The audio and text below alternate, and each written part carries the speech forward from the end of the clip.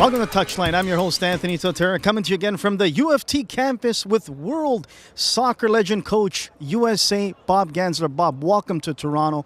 Your knowledge that you brought here to these young, enthusiastic, passionate young Canadian coaches, you could see it in their eyes. They want to learn, and you've brought so much of your wealth and knowledge to them. Tell me what brought you here. Well, I like Toronto. You know, we spend a year here, my wife and I, with TFC, and as a player, I played right here when it was varsity stadium on the U.S. team against the Canadian team and World Cup qualifiers and all of that. Toronto is one of my favorite cities, and, so it was a pleasure when I got invited by Anthony and Carmen Izako. I know him well from, days gone by, and obviously, I'm like a pig in mud. I mean, I believe in coaching education. I think the coach has an important role in the development of this game. And consequently, everything I said here today, I got from somebody, right? It's beg, borrow, and steal from somebody else. And now when you get to be an octogenarian like myself, then you say, okay, I'll pass it on. Somebody passed it to me, I'll pass it on. And I never say to anyone, this is the way you got to do it. I just say, this is a way to do it, and now you've got to make it your own, and if you believe in it, and if it makes sense for your kids, or your adults, or your girls, or your men, then you use it. So obviously I enjoy myself. Well said. Now, Bob, let's talk about what I love that you brought to these kids was they were able to express themselves. North American kids, unfortunately, specifically Canadian kids from their youth coaches, are almost regimented like soldiers to do what they're told by their coaches. You want the players to express themselves. Is this a problem specifically in Canada and maybe in the U.S.? Well, I think we all have to coach according to our personality. You do your job with your personality, right? I do mine with mine. Every coach is going to be different. I always say coaching is teaching in short pants. All the teachers you have had were not the same. They shouldn't have been the same, right? Because they'll bring out different things in you and they give you different things. So I've always been a little bit of a wise guy, and that's the way I do it, right? And as soon as they know me, they know when I say, hey, you screwed up, I'm not condemning their family or even their person. I'm just saying, hey, you just screwed that one up. Can we do better? And that's the way it is. Absolutely. Now, in 1990, you put the USA on the world soccer map. 1990 in Italy World Cup. Talk about some of those memories, but talk about some of those young American kids that must have been nervous and stressed before playing some of the big countries.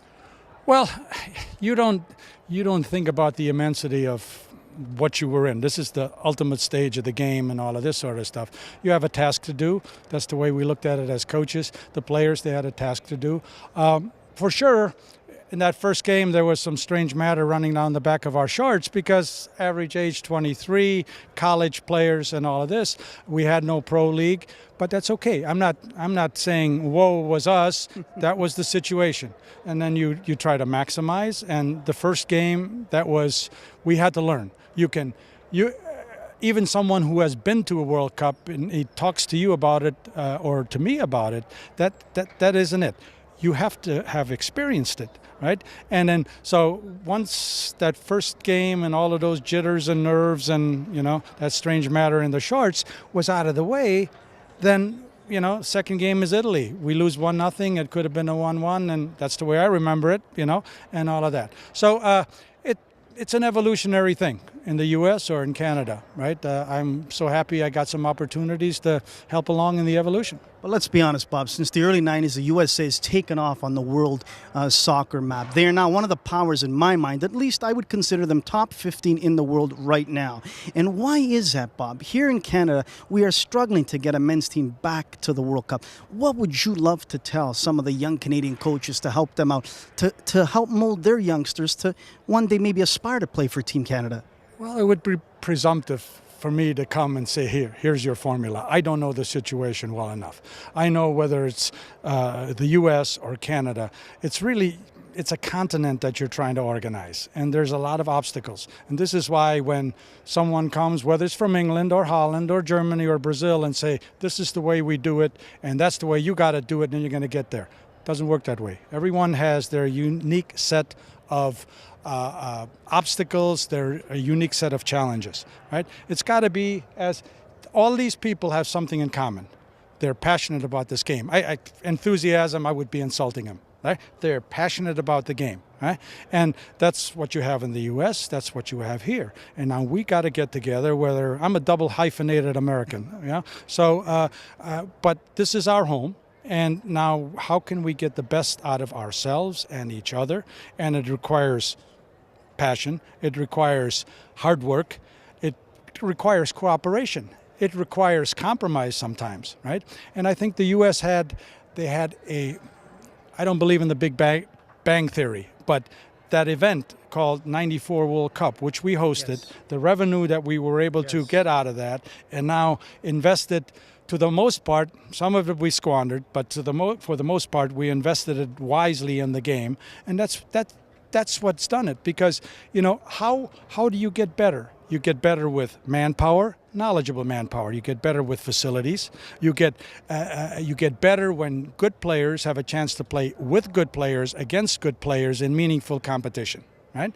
And I think we were able to do that because we had some revenue, and we went from there. So there's enough money out there. You've got great sponsors here. I remember sitting in the stadium here with TFC back in '07, and I'm looking around and I'm saying, God, this is the best crowd I've ever seen.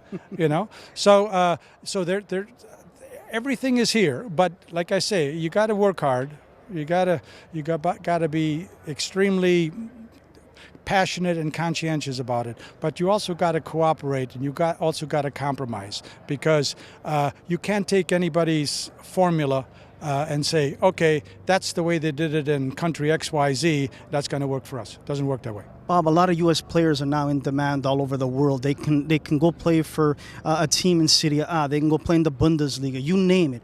But U.S. soccer coaches, Canadian soccer coaches are having trouble just, setting up with a second-tier team anywhere, maybe in Europe. Why is that?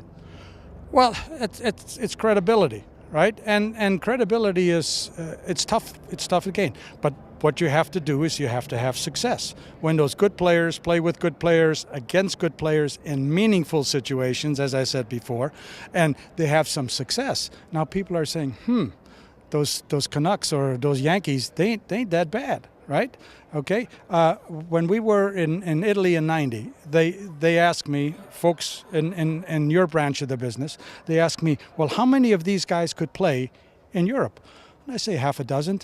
They laughed me out of the interview room, right? But afterwards, there goes Tab Ramos, there goes Paul Caligiuri, there goes Peter Vermees, there goes John Harks, right? And all those folks, you got to earn your credibility, right? And that's tough. And if we expect it to be fair and everything objective, that's horse feathers. It doesn't work that way.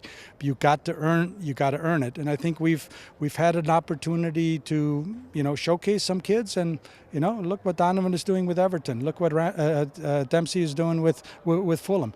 And there's others who are very close to that. What do they need? Opportunity. The last question is this, Coach, and then I'll let you go.